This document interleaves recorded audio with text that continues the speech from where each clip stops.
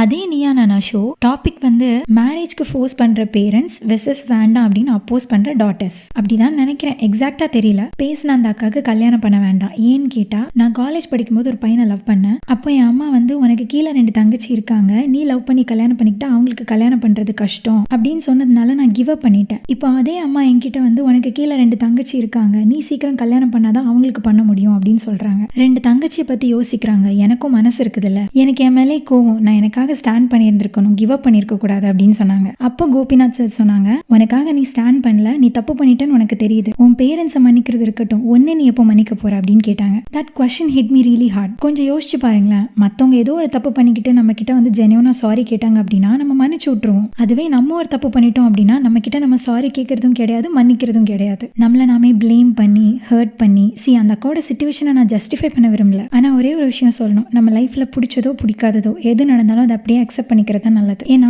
பிடிக்காத ஒரு விஷயம் நடக்கும்போது இங்க எல்லாரும் அதை மறந்து போறது கிடையாது, ஆனா கடந்து போயிடுறோம். போய் தான் ஆகணும். அப்படியே நின்னுட்டா லைஃபும் நின்னுடும். ஸோ தப்புன்னு தெரிஞ்சதுன்னா உங்களை நீங்களே மன்னிச்சுக்கோங்க. Say sorry and thanks to yourself. அப்புறம் என்னோட 7 days சேலஞ்ச் முடியுது தெரியும்ல.